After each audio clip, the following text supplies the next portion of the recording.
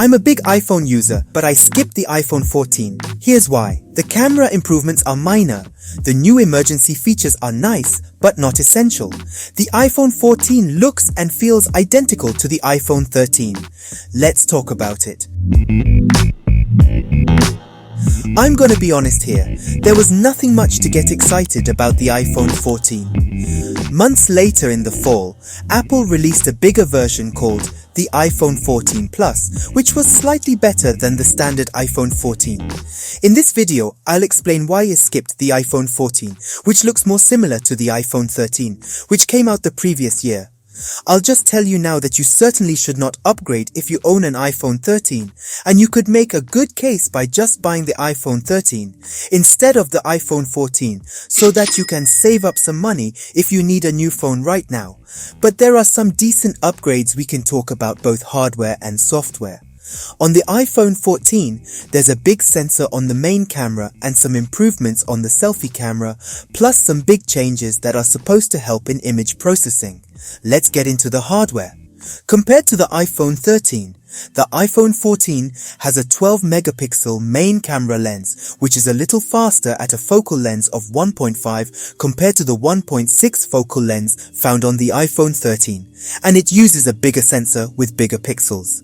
It's effectively the same main camera found on last year's iPhone 13 Pro, and that's all really good news. A larger sensor and aperture that can gather more light, and more light means better pictures. The selfie camera on the iPhone 14 had a faster focal lens of 1.9 aperture compared to 2.2, and by the way, it now comes with autofocus. For the ultra-wide on the iPhone 14, there are no hardware changes. Let's shift gears to the iPhone 14 software. Apple is counting on a new technology called Photonic Engine on the iPhone 14 that moves deep fusion earlier in the image processing pipeline. I can easily see the effects of the ultra-wide camera and very low light environment. The photos on the iPhone 14 look a lot less watercolored than the iPhone 13. For the low-light main camera, I have a harder time seeing the difference. Low-light photos look a little bit better on the iPhone 14 than on the iPhone 13, but you can hardly see the difference, especially for an average user. But I think that's more down to the faster lens in the sensor size increase in the iPhone 14. The camera can usually use a lower ISO to get the same exposure, so images come out a little cleaner. I don't think the Photonic Engine is as responsible for the improvements on the standard iPhone 14. The selfie camera is substantially better. I think it's mostly because of hardware. Details look much cleaner on the iPhone 14.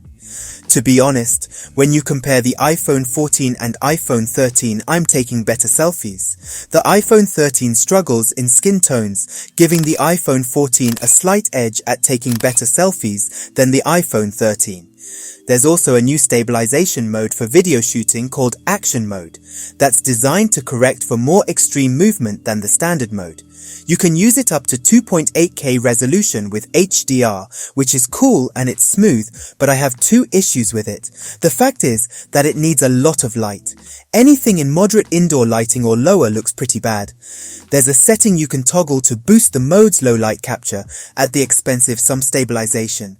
But even with it enabled, you still get a low light warning and dim situation. Where Action Mode shines is when the camera sensor is picking up more light on the subject you're trying to shoot. The second issue I have with Action Mode is that the iPhone's video stabilization is already pretty good. I can see a difference when I look at fitted shots side by side, but I think for most people, the regular stabilization mode will work just fine even if there is a bit of intense action. Also new is that you can shoot cinematic mode up to 4K now. Previously it was capped at HD resolution. It's a little weird, but the 24p frame rate kind of helps. It's pretty okay if to be honest. It passes more film-like footage a little better. There's no change to the other video mode. There's still slow motion, time-lapse, and all the usual standard video recording options, plus 10-bit Dolby Vision. This is one area where Apple can afford to stand still because the iPhone video is some of the best in the game. So what exactly makes the iPhone 14 different from the 13? One thing is, there's a new feature called crash detection, which uses multiple sensors to detect when you've been in a car accident. It'll contact emergency services for you and your emergency contact, I have not tested that feature, but there are various videos on YouTube where people have tested it. There's also a new feature that allows you to send an emergency message via satellite. If you're in an area without cell coverage, the phone's emergency UI will walk you through some questions to help first responders understand your situation, and it shows you where to put your phone to make contact with the satellite. You can even see the satellites changing as it moves across the sky. If the emergency services in your area don't support text communication, you'll be messaging someone at one of Apple relay centers. The service costs extra though. The iPhone 14 comes with 2 years free. It's pretty appealing if I am to be honest. So we've got new emergency features, but there's one thing missing from the iPhone 14 that the iPhone 13 offers, and that's a physical SIM card slot. For the iPhone models sold in the US, Apple is going all in on eSIM whether we like it or not. I didn't have any trouble converting my physical SIM on my iPhone 10 and loading it onto the 14, but things might get trickier if you switch from Android to iPhone. It is kind of a polarizing topic. It's either anti-consumer or pro-consumer, depending on who you talk to. Either way, adopting it will push a lot of other manufacturers to do the same, so get comfortable with the idea of losing your physical SIM card sometime in the future, even if you aren't in Apple's garden. So we've got slightly better cameras, emergency features, and a non-existent SIM tray.